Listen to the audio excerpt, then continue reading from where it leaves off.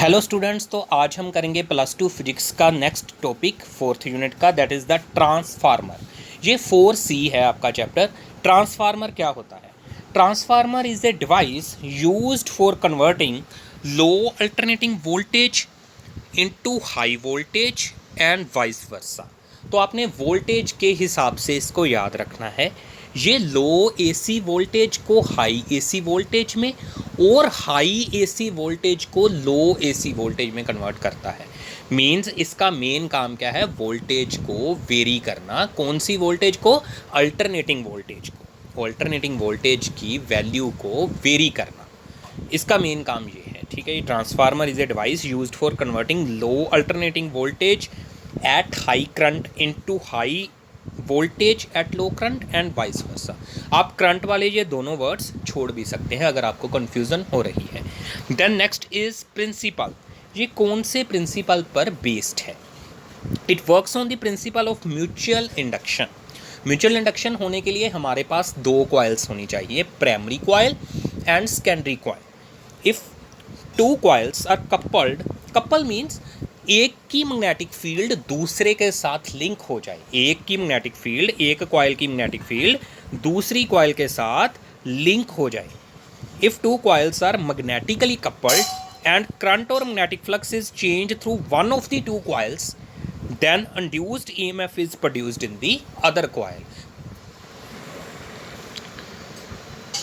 That means जब हम एक कॉइल में से करंट को चेंज करेंगे देन अदर कॉइल में EMF प्रोड्यूस होगी। तो ये इस कॉन्सेप्ट पे ये बेस्ड है हमारा ट्रांसफार्मर। कंस्ट्रक्शन, इसकी कंस्ट्रक्शन में क्या कुछ लगा हुआ है? प्राइमरी कॉइल जिसको हम इनपुट देंगे, सेकेंडरी कॉइल जिससे आउटपुट मिलेगा, AC input AC output, AC input डालना है एसी आउटपुट मिलेगा हमें, and laminated soft iron core. Laminated soft iron core ये जो है, ये आपको जो बॉक्स टाइप दिख रहा है, ये लैमिनेटेड सॉफ्ट आयरन की कोर है। लैमिनेटेड वर्ड का क्या मतलब है ये भी आपको आगे जाके पता चलेगा। और सॉफ्ट आयरन से ये बनी हुई है। सॉफ्ट आयरन से हम इसलिए बनाते हैं क्योंकि सॉफ्ट आयरन में एडी करंट के लॉसेस जो हैं वो कम होते हैं। एडी करंट के लॉसेस सॉफ्ट आयरन में कम होते हैं, इसलिए हम ट्रांसफार्मर की कोर को सॉफ्ट आयरन से बनाते हैं। अब इसको लैमिनेटेड क्यों किया गया है और लैमिनेटेड वर्ड का क्या मीनिंग है वो हम आगे पढ़ेंगे। To avoid eddy current losses, तो एडी करंट लॉसेस करने के लिए इसको सॉफ्ट आयरन कोर से बनाया गया है। तो दो तरह के हमारे पास ट्रांसफार्मर होते हैं, स्टेप अप और step down. Step up transformer means ये वोल्टेज को बढ़ाएगा, इनपुट वोल्टेज कम होगी और आउटपुट वोल्टेज ज़्यादा होगी। कौन सी? Alternating voltage. Alternating voltage low से हाई करेगा। तो ये लो और हाई अल्टरनेटिंग वोल्टेज, इसका मतलब क्या है? RMS value of the voltage. RMS value of the voltage को चेंज करेगा। ये RMS value of the voltage को लो से हाई कर देगा। तो स्टेप अप ट्रांसफार्मर में रिक्वायरमेंट क्या है? Number of turns in the secondary coil should be greater than number of turns in the primary coil. तो स्टेप डाउन ट्रांसफार्मर होता है जो वोल्टेज को हाई से कम करेगा, हाई वोल्टेज को लो वोल्टेज करेगा, अल्टरनेटिंग वोल्टेज की आरएमएस वैल्यू को। तो इसमें क्या होता है? सेकेंडरी कॉइल में टर्न्स कम होती हैं और प्राइमरी कॉइल में टर्न्स ज़्यादा होती हैं। तो आपको सिंपली याद रखना है, जिधर टर्न्स ज़्यादा हैं उधर वोल्टेज ज़्यादा है, जिधर टर्न्स कम है उधर वोल्टेज भी कम है। तो जिस तरफ टर्न्स की गिनती, नंबर ऑफ टर्न्स की गिनती ज़्यादा है उस तरफ वोल्टेज भी ज़्यादा है, और जिस तरफ नंबर ऑफ टर्न्स की गिनती कम है उस तरफ वोल्टेज भी कम है। मीन्स अगर इधर टर्न्स ज़्यादा इधर कम है तो ये स्टेप डाउन, अगर इधर टर्न्स कम और इधर ज़्यादा तो ये स्टेप अप ट्रांसफार्मर हो जाएगा। तो नेक्स्ट इज़ द थ्योरी। कैसे ये कन्वर्जन होती है, कैसे इनपुट डाल के आउटपुट मिलता है, वो हम अब पढ़ेंगे। Suppose phi is the magnetic flux linked with one turn of the primary coil and this will link with each turn of secondary coil due to perfect coupling between the two।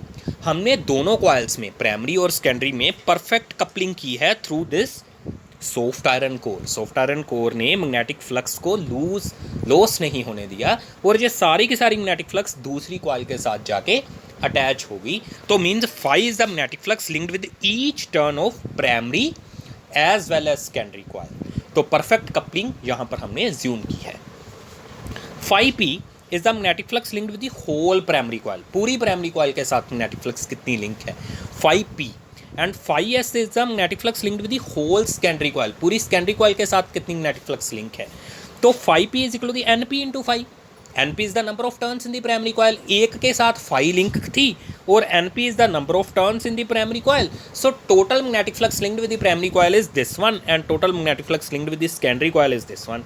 Now by Faraday's law, Faraday ने क्या बोला था, induced EMF in the coil is equal to the rate of change of magnetic flux in the coil, is equal to the rate of change of magnetic flux linked with the coil। तो हमने minus डाल के ये formula लिख दिया Lenz law के according, तो EP is equal to the minus d 5p upon dt, rate of change of magnetic flux is equal to the E। 5p की वैल्यू पुट की, NP number of turns constant थी, वो बाहर आ गई, अंदर क्या रह गया d∅/dt। अकेली फाई क्या है, magnetic flux linked with the one turn off the coil, either primary और सेकेंडरी। तो ES भी हमने ऐसे ही निकाल दिया rate of change of magnetic flux से, दोनों को हमने डिवाइड किया और हमारे पास आ गया EP divided by ES, that is NP divided by NS। That means जो हमने बोला था जिस तरफ टर्न्स ज़्यादा उस तरफ वोल्टेज EMF भी ज़्यादा, और जिस तरफ टर्न्स कम उस तरफ वोल्टेज और EMF भी कम। तो यहाँ पर एक क्वेश्चन आपके माइंड में अराइज होगा कि ये जो EP है प्राइमरी कॉइल में, ये तो हमने बाहर से अप्लाई की है, पर ये तो फैराडे ने तो अकॉर्डिंग तो इंड्यूस्ड EMF थी। तो आपको एक बात याद करनी है, सेल्फ इंडक्टेंस में हमने पढ़ा था कि कॉइल में जितनी हम एक्सटर्नल EMF जोड़ते हैं उतनी ही उसके अंदर इंड्यूस्ड EMF बनती है, ये हमने सेल्फ इंडक्टेंस में किया था। तो this EP is equal to the input EMF, this EP is equal to the input EMF। तो ये बात आपको ध्यान में रखनी है। If there is no loss of energy, अगर इनपुट और आउटपुट की तरफ कोई भी लॉस ना हुआ हो एनर्जी का, तो इंस्टेंटेनियस इनपुट पावर, किसी इंस्टेंट पे input power should be equal to the उसी इंस्टेंट पे आउटपुट पावर। तो ES into IS, voltage into current secondary में, is the output power instantaneous, instantaneous, ये मैंने उल्ट लिख दिया थोड़ा, तो ये आपको याद रखना है, instantaneous output power and instantaneous input power, primary पे इनपुट सेकेंडरी पे आउटपुट। तो instantaneous output power is equal to instantaneous input power. तो ES by EP IP upon IS, इसीलिए तो हमें लिखा था कि लो वोल्टेज हाई करंट को हाई वोल्टेज लो करंट में तब्दील करता है, क्योंकि करंट की रेशो अलग है, करंट की रेशो इससे उलट है, किसके, वोल्टेज की रेशो की। तो यहाँ तक हमको पता चल गया ट्रांसफार्मर में ये कैसे होता है। ये इंस्टेंटेनियस वैल्यूज़ हैं EMF और ये इंस्टेंटेनियस वैल्यूज़ हैं EMF की प्राइमरी और सेकेंडरी कॉइल में। तो ऐसे ही हम जब इसकी RMS वैल्यू निकालेंगे तो हमें पता है इंस्टेंटेनियस और RMS में रिलेशन क्या होता है। इंस्टेंटेनियस और RMS में रिलेशन होता है E is equal to the E0 sine omega t। तो यहाँ पर E0 क्या है, पीक वैल्यू ऑफ EMF। तो इसको अगर हम √2 से डिवाइड कर देंगे, √2 से डिवाइड कर देंगे तो हमारे पास क्या आ जाएगी, RMS value of the EMF। तो यहाँ पर आपको कंफ्यूज नहीं होना है, सिंपली ये याद रखना है कि ट्रांसफार्मर लो वोल्टेज को हाई वोल्टेज में, अल्टरनेटिंग वोल्टेज को और हाई अल्टरनेटिंग वोल्टेज को लो अल्टरनेटिंग वोल्टेज में तब्दील करता है नंबर ऑफ रेशो की टर्म्स में। तो देन अब हम नेक्स्ट पढ़ेंगे need for the laminated core. Laminated core का क्या मीनिंग है, हमने जो इसमें जो बॉक्स टाइप है ना कोर, वो क्या है, उसमें ना पहले छोटी छोटी थिन स्ट्रिप्स बनाते हैं, पत्तियां बनाते हैं सॉफ्ट आयरन की, पत्तियों को हम वार्निश करते हैं, थिन स्ट्रिप्स को वार्निश में डाल के उसको लैमिनेट करते हैं। वार्निश एक मटेरियल होता है जिसमें इसको डुबो के बाद में सूखने के बाद उस पर एक लेयर बन जाती है इंसुलेशन की लेयर बन जाती है, फिर बाद में इन सभी पत्तियों को आपस में अटैच करके कोर बनाई जाती है। इसका रीज़न क्या है, इसका मेन रीज़न अब हम पढ़ेंगे कि लैमिनेटेड कोर क्यों यूज़ हुई। When AC input is applied cross primary coil, magnetic flux changes through soft iron core and causes eddy currents formation in the core. Eddy current बनेंगे कोर में, sense resistance of the iron core is quite small. अगर सीधी solid core होती, पत्तियां नहीं बनाई होती, तो resistance small थी, तो magnitude of eddy currents is quite large, magnitude of eddy current बहुत ज़्यादा हो जाता। अगर हम सॉलिड आयरन कोर बरतते तो उसका एरिया ऑफ क्रॉस सेक्शन ज़्यादा होता, पत्तियां नहीं थी, सॉलिड थी कोर, जो हमने ये कोर डाली है ना, ये सॉलिड है, मान लीजिए ये वाली कोर सॉलिड है, तो इसकी रेजिस्टेंस बहुत कम थी बिकॉज इसका एरिया ऑफ क्रॉस सेक्शन ज़्यादा है। Resistance is inversely proportional to the area, area ज़्यादा रेजिस्टेंस कम, एडी करंट ज़्यादा बनेंगे। So large amount of heat is produced, it may damage the insulation of copper winding को ये पिघला सकती हैं। To avoid this a laminated iron core is used in transformer, laminated iron core use करते हैं। Laminated iron core is prepared by joining similar iron strips together after coating them with varnish. उसको हम बनाते कहते हैं कैसे हैं, similar iron strips को कोटिंग करके वार्निश की फिर हम जोड़ के बनाते हैं।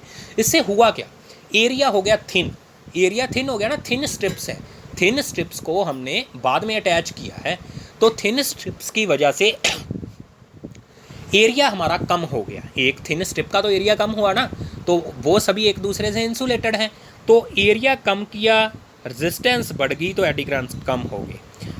So when induced EMF is produced in the core, eddy currents flows in each strip separately, सभी स्ट्रिप में सेपरेटली फ्लो करेंगे एडी करंट।